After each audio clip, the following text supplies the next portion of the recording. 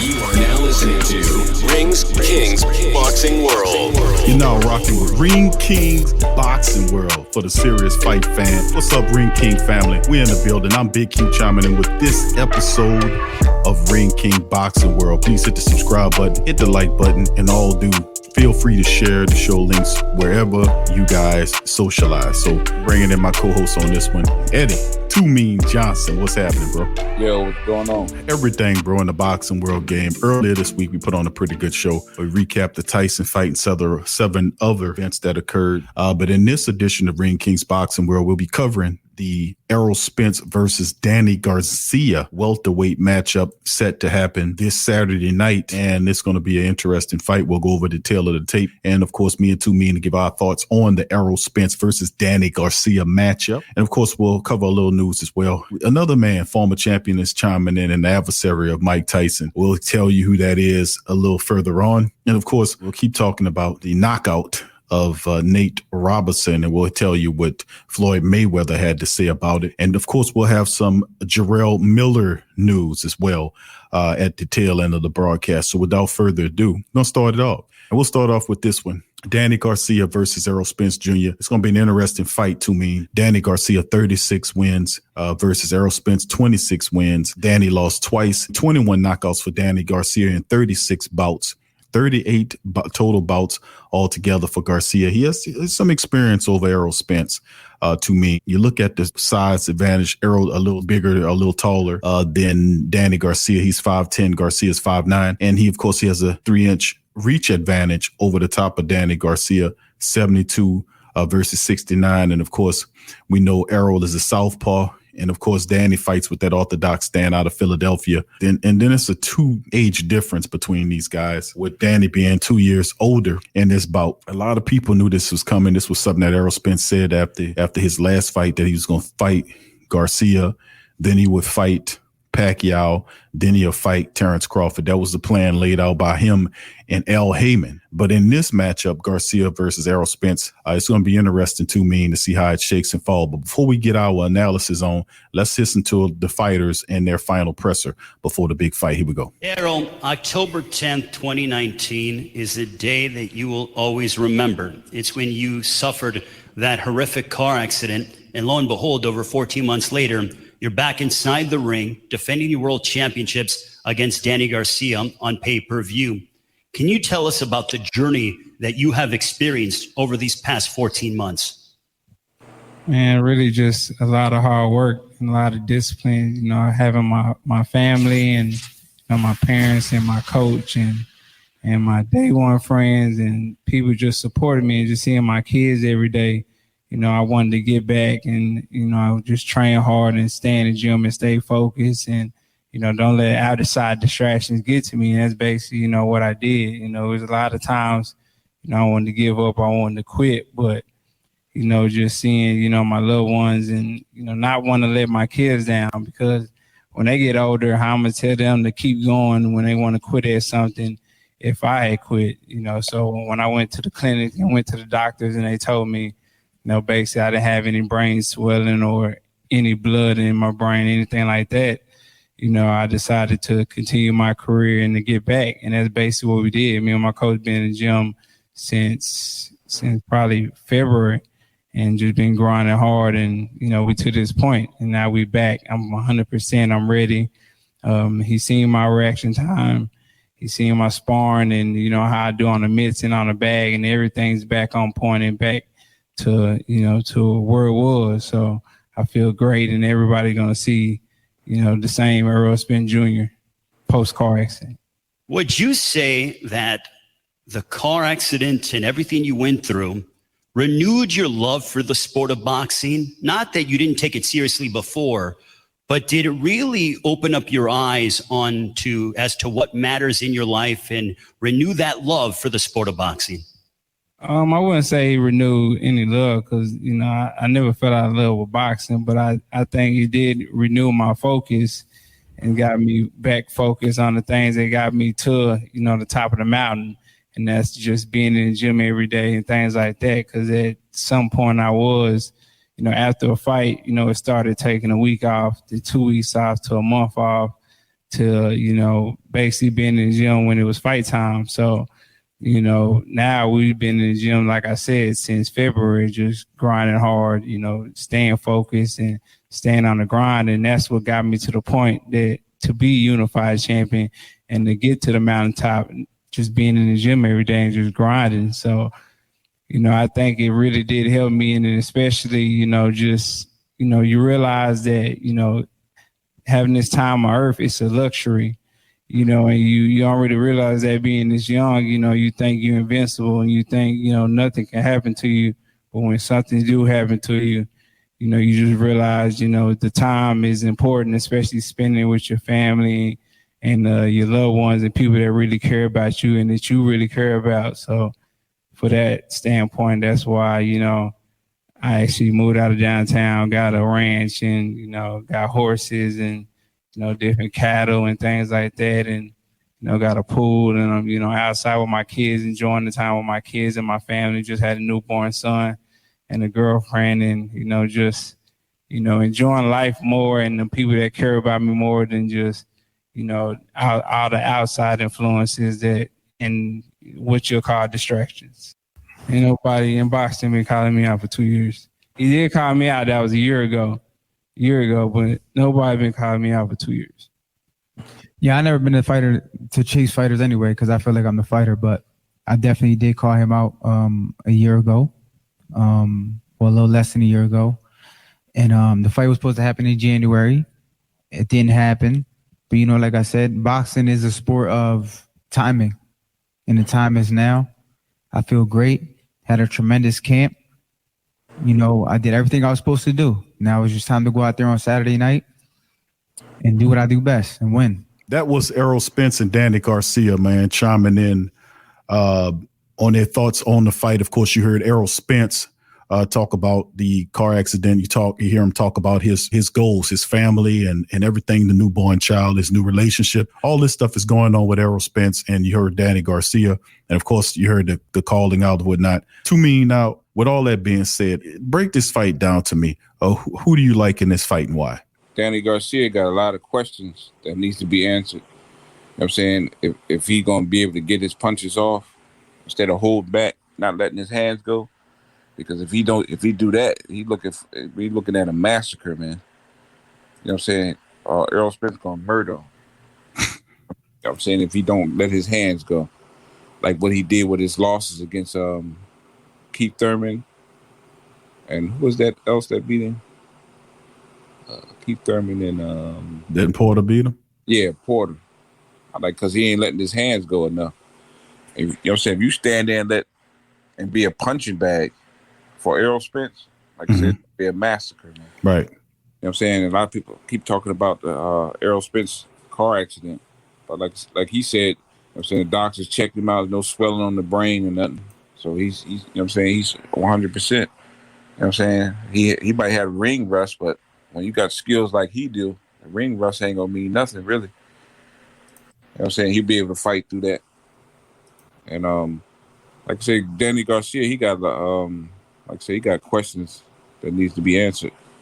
Because I swear, he better not go in there and think he gonna not let his hands loose on no Errol Spence, man. Or we can see the ending of his career. He's gonna take a vicious beat. Because Errol Spence ain't gonna play with him. Like he did Lamont Peterson. He said, he told his people, he's like, good thing y'all stopped me because I was just getting started. I was like, damn, just getting started. He was beating the shit out of him. I'm talking about hitting him, beating his body in his head too. Mm-hmm. I was like, that's, I'm saying, that could end the motherfucker's career really quick, man. Especially when you're on that level. That can end your career. Yeah, that's also what, we're talking about to me. I've been watching Danny Garcia over his last several fights. He's had some pretty decent outings. I've noticed a troublesome trend against upper tier fighters that he tends to hold his hands. And it's similar to what we talked about with Adrian Broner, who we labeled Adrian Broner a shot fighter. And I think he is a shot fighter. I think Garcia is close to that. I'm seeing he's holding his hands as well. And just like what you've seen in fights with him and Porter, I definitely see a circumstance occurring in the fight on Saturday night in which Danny Garcia, holds his hands against Errol leaning on the ropes and Errol just go haywire. I think this will be a stoppage, man. I think he ultimately will knock Danny Garcia out. I'm just going to keep it honest with you because Danny Garcia is tailor-made for Errol Spence's style. I mean, and plus the fact that he's not active at times and he tends to have his hands at rest. I mean, that's a terrible recipe against a guy like Errol Spence. So once he's a rhythmatic fighter, once he gets going and he starts hitting those combinations and going to the body, then the head, and the head to the body, all this kind of stuff, this guy's not going to last too mean. I call it in the stoppage before round 8. You know what's funny, man? I had a dream that Danny Garcia actually knocked him out and shit. And I seen this shit clear as day, man. And did you know? I was like, Errol Spence was trying to get up, but he couldn't get up. I mean, that's just a dream now. I'm not saying it's going to come true, but hey, man. Anything can happen in boxing to me. Yeah, I think he need to, I think for him to win, for Danny Garcia to have any kind of chance, you know what I'm saying, he got to be able to mix it up. Let his hands go, mix it up with him, and catch him with one of them strong-ass hooks he got. He do got that knockout power in that left hook. I'm saying if he's able to catch him with something that, you know what I'm saying, and hurt him, I think that's about his only chance, man. I like Danny Garcia. I just don't see him winning this fight. I mean, I see Errol Spence coming in. He got the breach. I mean, he can pick him apart. And we'll see how Danny adjusts to fighting a southpaw like Errol Spence, man. We know Danny's tough, man. He's tough. He's come from that Philadelphia line, bro, and he trains well. I just think the Errol's a bit too much for him. Go ahead to me. Yeah, and another thing, too, if he can bring that, all the experience he has, you know what I'm saying, if he can bring that to the table, you know what I'm saying, I think he have a way better chance of winning. Because he fought a southpaw like Zab Judah, super faster he was way faster than Errol Spence. And he was able to adjust to that. Well, like I said, we'll see. It depends on, you know what I'm saying, if he able to let his hands go, you know what I'm saying, and actually fight instead of sitting up there and letting somebody pile up points on him or just teeing off on him and then try to come back at the last round and try to win it. That's the issue I have. That's why I'm looking at with Garcia. I mean, yeah, he has a significant amount of more fights than Errol Spence. He has 38 total fights, you know, versus just 26 by Errol Spence. So that extra, 12-something fights counts for a lot. So he definitely has more experience than Errol Spence, but I just don't think he has what it takes to beat Errol Spence. You know, I just my take. And like I said, the main character flaw in Danny Garcia's game is he tends to hold his hands at times.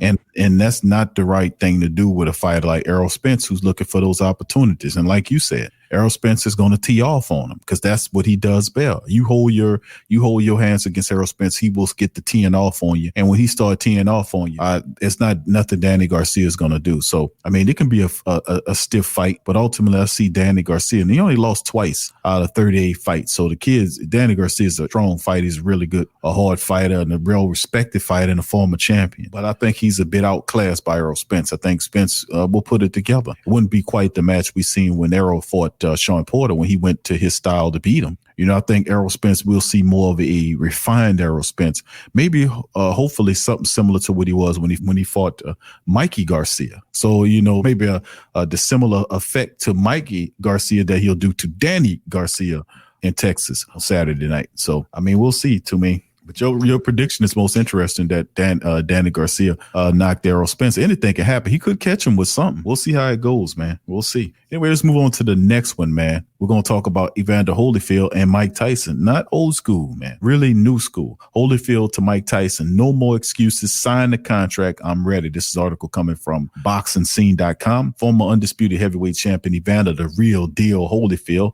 says he was confused when Mike Tyson chose to face Roy Jones Jr. and not for him, his exhibition comeback. He then watched their fight Saturday night. According to Tyson, handlers for Holyfield were extremely difficult to deal with when it came to the financial terms of the contest. Holyfield claims it was Tyson's reps who were at fault for the discussions falling through. He says, my side tried to make the fight happen. We got nothing but excuses, said Holyfield. Now I see why he wanted a tune-up fight before thinking about fighting me. The real deal says the idea of an exhibition bout was his. Still in supreme physical condition in his 50s and training in the gym for months, Holyfield feels Tyson took a practice run Saturday night, but there's only one fight the world wants to see. Roy Jones was a good local opponent for Mike, said unimpressed Holyfield, but a fight with me would be a global event, and the only fight that anyone wants to see is a fight between us. There is absolutely no reason why we shouldn't make it happen. By consensus, Tyson got the better of Jones during the 8-round exhibition match at Staples Center on Saturday night, a fact that Holyfield says clears the way for a pair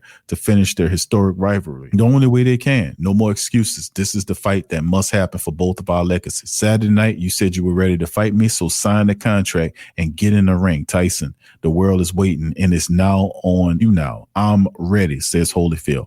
Now, Eddie, he's in his 50s. Mike Tyson against Holyfield in the Legacy League. What do you think about that? For once again, who wins that fight? Do Holyfield continues to stop Iron Mike? I mean, what happens in your opinion? I think Holyfield it's like tailor-made for Tyson. I think he'll beat Tyson. They fought 100 times. He'll beat Tyson 100 times, man. For some reason, he just got, some people just got your number. Mm-hmm. He got Tyson's number, man. He knows how to beat Tyson. Tyson still fights the same way. So I respect both of them tremendously, man. But I just think Holyfield's style, the way he fight and his toughness, man, is tailor-made for Tyson. He can deal with Tyson any day of the week, man. I think he beats Tyson again. Tyson knew that shit the first and second fight. You know what I'm saying? He was like, man, I can't, you know what I'm saying? I can't do it with him. Well, first of all, he's not scared of Tyson. He can take Tyson's power and he can hit Tyson with some shit to make Tyson respect him. And you know what I'm saying, along with them headbutts too, because Tyson fights dirty too. You know what I'm saying, with them elbows and shit like that. But when you start giving it to him, he can't take this. He get to crying and shit in the corner. You know what I'm saying, making him a little, oh. When they dealing with those cuts and shit. But like I say, Holyfield ain't scared of no man. And like I say, he definitely got what it takes to make Tyson respect him and back him up, everything, man. So he got Tyson's number. Well, let's talk about that, Eddie, because I got an interview right here from Mike Tyson. He'll speak on it as he gives an ultimatum to Holyfield. Let's listen in. I don't know. Maybe Evander needs to talk to me, because every time my business associates talk to his business associate, it doesn't turn out well, So I don't know if these guys if you could see what we made tonight, if these guys have really cared about the welfare of Evander, they would have had this fight with Evander. Or maybe we could do another, but whoever he's with is handling it totally wrong. As you heard, he was breaking down, he's saying whoever handling to make the fight, it don't get made out. So, I mean, Holyfield definitely wants the fight. He's been saying that he wants to make the fight. And I have to agree with you to mean that if you look at a guy like Holyfield's a guy, you're right. He knows Tyson. He knows how to beat Tyson. He frustrated in the last time out, and that's what it'll continue to be. But I don't know. I mean, we've had conflicting reports. I know Tyson told Shannon Briggs, that he was get ready because he's next in line. And also it's other things going on as well. Now, outside of that, let's move away from that for a second to me. Let's talk about what Lennox Lewis said after the fight. Lennox Lewis watched the fight. And of course, he had a really interesting take on what he wanted to see. And of course, Lennox, he made no bones about it, man. He made no bones about seeing what him and Riddick Bowe could do. Now, remember, they did fight in the Olympics in which Lennox Lewis, that he did beat him. But to me, he's been saying this for a long time, and this has been something that's been on Lennox's mind and his heart and his legacy for a long time. He wants to be able to kind of make right the wrong that those two never fought each other. Now, this is coming out. Lennox Lewis wants a boxing comeback. He's 55 years of age. He has unfinished business with his old heavyweight rival, Riddick Bowe. So Lennox wants to come out. He wants to fight Riddick Bowe. Now, he admitted he could stage a sensational boxing comeback as he has unfinished business with Bowe. After watching Tyson, he done started something. To be honest with you, Mike Tyson has started something, as some of these old guys are rolling out their beds saying if Mike Tyson could do it and Roy Jones, who walking around like Fred Sanford, could do it, then why not me? And Lennox, of course, as you can see pictures of Bowe, those guys saying they want to get back into it now.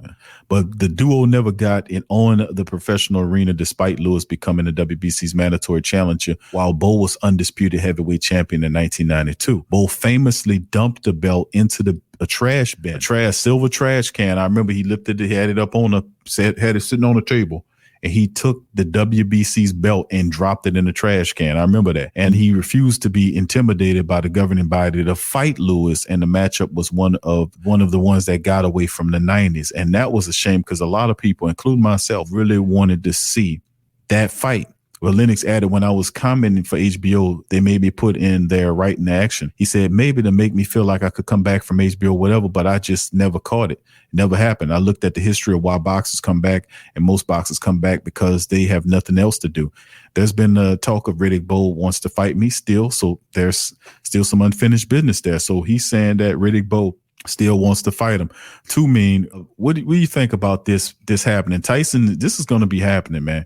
Tyson has created something very spectacular. You're going to have a lot of former champions who are retired thinking about coming out for some exhibition fights. And some of these guys are in money troubles, and they can really use the money. And it's interesting because now there's a lane thanks to Mike Tyson. What do you think about Riddick Bowe against Lennox Lewis at in their mid 50s? I mean, I know it's way too late. You know what I'm saying? Way too late for all the rivalry shit and all that. But I mean, it's a good idea depending on Riddick Bowe's health, because I've read, you know what I'm saying, some things about him today, about how when he got charged with kidnapping his wife and pulling a knife on her and dragging her somewhere, and the way he got out of that, he didn't get too much time, was because he, you know what I'm saying, his defense team said something about him having brain damage, so he was able to get a lesser sentence. Depending on that, I'm like, you know what I'm saying, even though it'll be an exhibition, you know what I'm saying, I don't know if he's healthy enough to be taking blows like that, man. So, you know what I'm saying, it's, you know what I'm saying, I mean, it's good, like, you know what I'm saying, the fighters that, you know what I'm saying, that, you know what I'm saying, was forced to retire or retired and don't have no money like that, and for them to make money and earn money again, and hopefully, like, you know what I'm saying, have some financial advisors to advise them right, for them to invest the money that they make so they won't be broke no more. But his health ain't worth it. If you know what I'm saying, if he's healthy enough to get in there and get a doctor's approval, I'm like, yeah, I would like to see it. Yeah, we'll see it, man. This like you said, it's a lot of these fights are beyond their time, and it's just an opportunity for those guys while they're still alive to try to add to what they're doing, finally have a fight. And I don't think Riddick Bowe would pass up that fight, especially if it means that he can make some extra money. I'm pretty sure a lot of these older heavyweight guys who are having some money issues, Lennox Lewis doesn't strike me as that type of dude. He's always working. He's been calling boxing for a while. He works all the time. So Lennox seems to be all right in that department, but not too many other former fighters are. You know, there are a few that are and a lot of that aren't. So we'll see how that shake. Only time will tell, and we'll just keep an eye on it. All right, let's move on to Floyd Mayweather. Floyd Mayweather, one of the best in the business to ever do it, is calling out to all athletes, black athletes especially, to stop mocking Nate Robinson. So he's stepping up for Nate Robinson. Floyd is calling out everyone to stop clowning Nate Robinson for getting knocked out this week. Is saying, I will never kick my brother when he's down. You don't have to worry about kicking him, Floyd. The other man did. 36-year-old Robinson became a meme on social media in the moments after he was KO'd in the debut boxing matchup against 23-year-old Jake Paul. Some images were just straight up meme.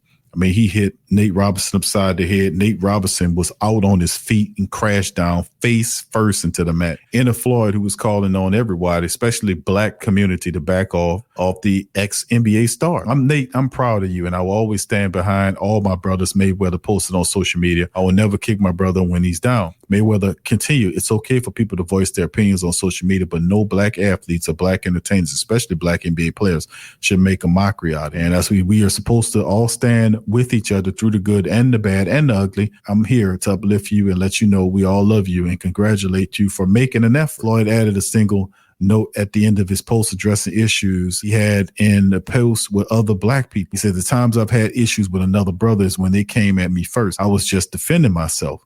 As for Nate, he posted on social media after the fight saying he's okay and thank everyone who reached out. To my coaches and trainers, fans, teammates, I appreciate all of the time and support you guys put in with me. It wasn't the outcome that we wanted, but I'm thankful for the opportunity to fight on the biggest stage that there has been. So there it is. As you can see, that Nate Robinson is actually getting some support from certain pockets of the community, and one of the most well-known boxers of at least the last 20 plus years. Floyd Money Mayweather stepping up in defense for Nate Robinson because he can't defend himself because he got knocked the fuck out. All right, let's move on to the next topic. Jarrell Miller issued a 24-month suspension. I need to put that smoking sound effect in here. Jarrell Miller issued 24-month suspension by Nevada Commission for drug testing violation. We'll cover that.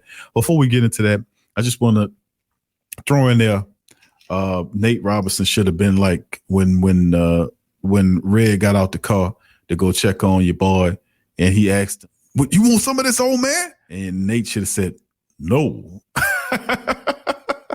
and took his ass to sit down. But anyway, let's get to the news and notes. Jarrell Miller issued 24-month suspension by Nevada Commission for drug testing violation. Could you dig that? See you in 2022. We thinking a lifetime ban was in place to me. Jarrell Miller has been issued a 24-month suspension, 2 years, multiple violations to me, multiple violations. Yeah, one right back to, it's several different ones, and they just kicked him out of the sport for 2 years. After months of seeing his case remain under temporary suspension, Brooklyn's Miller was 23-0-1 with 20 knockouts, was formally disciplined for his latest drug test scandal. The disgraced former heavyweight contender was hit with a 24-month backdated suspension by the NSAC, the Nevada State Athletic Commission, during its monthly commission hearing held Wednesday morning via remote conference call. The 5-member panel of Nevada State Athletic Commission chairman voted unanimously to the terms presented. Miller will have the opportunity to reduce the sentence by 6 months, though still leaving him out of the ring until January 2022 at the earliest. The terms of the agreement included 24-month suspension subject to modification, who was the attorney general for the state Nevada, noted during Wednesday's hearing. The respondent will pay for and complete a random drug test program approved by Nevada. He must also pay for and complete substance abuse programs, which is no less than 5 hours, and places an emphasis on psychological and physiological negative effects of PD use. Under such condition, Miller will have to submit to no fewer than 2 random drug tests per month for 6 consecutive months in order to complete the program. He also has required to pay legal fees of almost $400 for 5 months in which the case has been on the docket. Wednesday's resolution puts an end to months of worthy temporary suspensions issued to Miller, whose case appeared on the monthly agenda budget at least twice before, only for the case be further delayed. So you mean to tell me you got caught cheating? You missed your opportunity with Anthony Joshua. And then the very next fight, he gets tested, pop 30 against Jerry Forrest with his ESPN debut when he was signed with Top Rank. This guy been doing this shit, man. This guy been cheating. Anytime you would run a risk getting tested dirty after they just caught you, this guy been doing this shit this whole fucking career. I promise you that. He been cheating his whole fucking career, taking substances like that, PEDs, and to me, and to make a long story short, because I won't go down the whole goddamn thing, and then he ain't worked 24 months. And it could be shortened by 6 months. What do you think about that? You know what I'm saying? Before he really made himself a big thing, you know what I'm saying, he got caught out there. Like a lot of them dudes be doing that shit. They don't get caught, but you know what I'm saying? If he was a big name, they would have swept that shit under the rug like they did Tyson Fury with his cheating and taking drugs and shit, like, you know what I'm saying? And Canelo, all those motherfuckers, man. But they got big name. They making a lot of money, so they going to sweep their shit under the rug. It's unfortunate that Miller didn't make a big enough name for them to sweep it under the rug for him. You know what I'm saying? It's sad, man. It's the politics of boxing, man. You know what I'm saying? And they should, like Mayweather was pushing to clean the sport up, man. Have random blood and urine tests during the training camp. You know what I'm saying? Because a lot of them cats are doing it. They just ain't got caught. You know what I'm saying? Miller just happened to get caught. Like I said, before he got that big name, so they ain't going to sweep it under the rug. They going, you know what I'm saying? They going, you know what I'm saying, make an example out of him. 24 months, and it's shortened by 6 months, which puts him on par for January of 2022 until Jarrell Miller can make an update to come back into the game. So I personally think Jarrell Miller should have been kicked out, man. That was flagrant. I mean, he got caught and then came back the very next fight to me and did the same thing. Try to trick him out. I mean, that's like you're thumbing your nose at him. I mean, you should have threw the bum out. That's my take on it. What's his age? 32 years old. Yeah, it might be a wrap for him.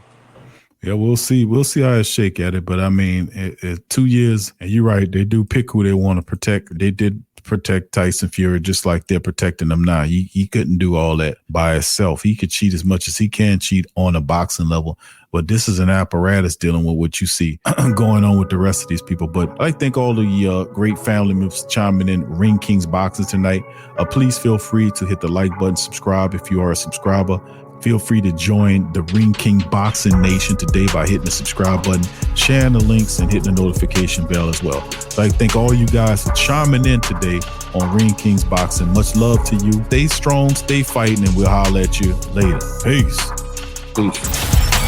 Subscribe now and make Ring Kings Boxing your source for all the latest fight news.